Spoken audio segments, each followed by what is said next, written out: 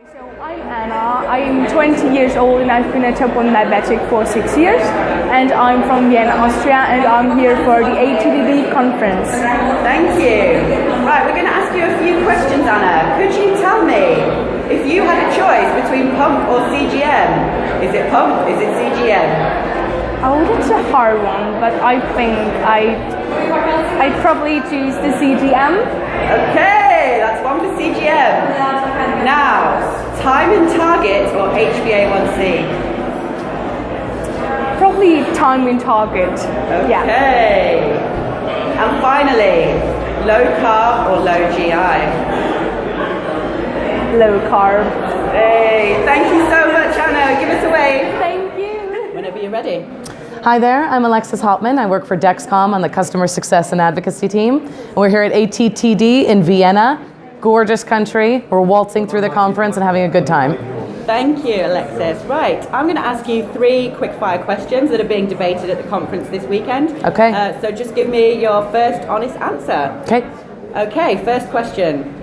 Pump or CGM? Oh, CGM all day, every day. Don't leave home without it. Excellent, thank you. All right, next question. Time in target or HbA1c? It's a tough one, right? I'm used to A1C, but I have to say this is the one that makes me feel better. Time in target. It's big picture.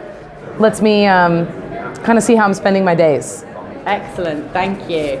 And finally, if you had a choice, would you go low carb or low GI? Ease of use, baby. Low carb. Fantastic. Hi, I'm Pratik. I'm one of the doctors at King's in London. Yeah, we're here at the ATTD.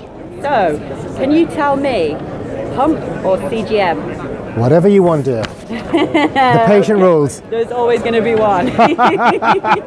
All right, and if it was up to you, what do you think is more important, HbA1c or time in target? Oh, that's been a popular choice this That's been a weekend. popular choice because it covers A1C and it adds the dimension for those of you who are at my symposium. And last question, if you were a type 1, would you go low carb or low GI? I'm Daphne through and through. Eat what you want, take the right insulin for it, live a normal life. I love that. Thank you so much. Hi, I'm Melissa Holloway. I help run Input, and I love ATTD. That's why I come. My answers to the quickfire questions are pump or CGM? CGM. HbA1c or time in target? Time in target. And low GI or low carb? Low carb.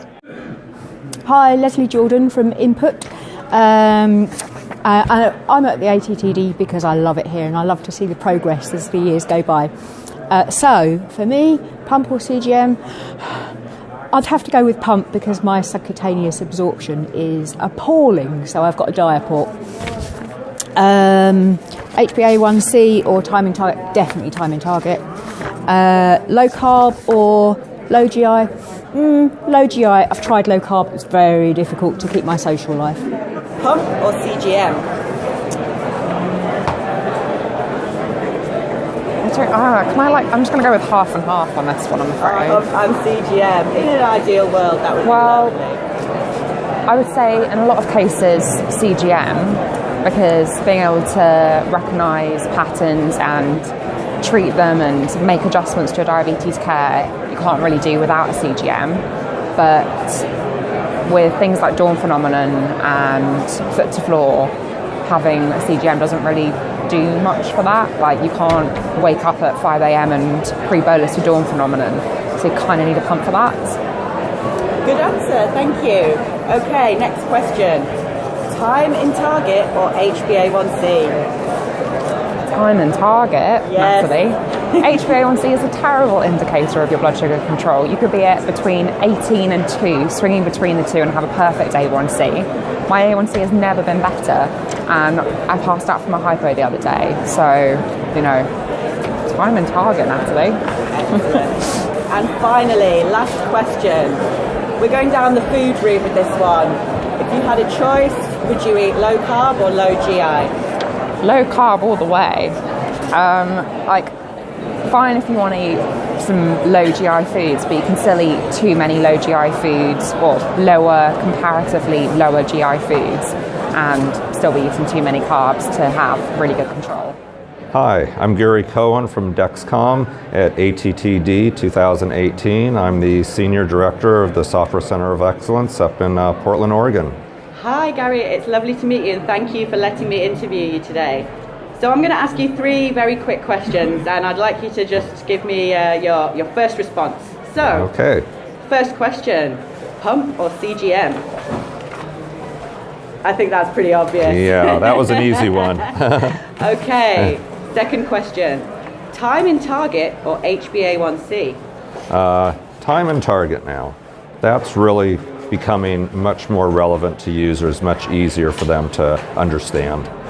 Brilliant. And finally, this is a diet-related question.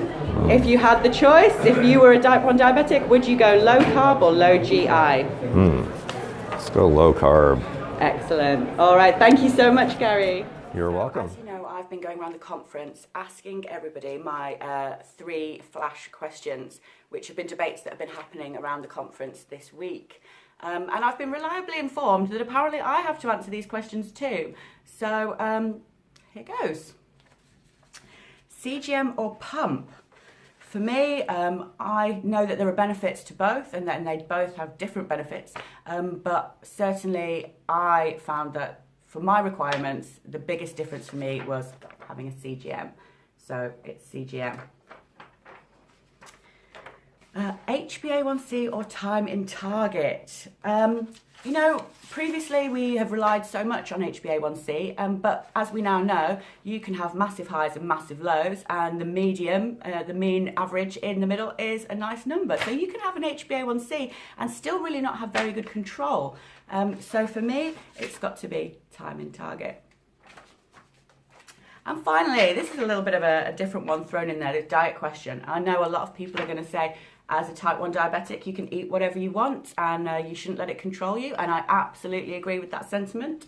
But for a lot of us, you know, we find mealtime spikes very difficult to deal with, the lethargy, you know, the things that come along with highs and lows. So some of us do choose to moderate our diet in order to control our levels better.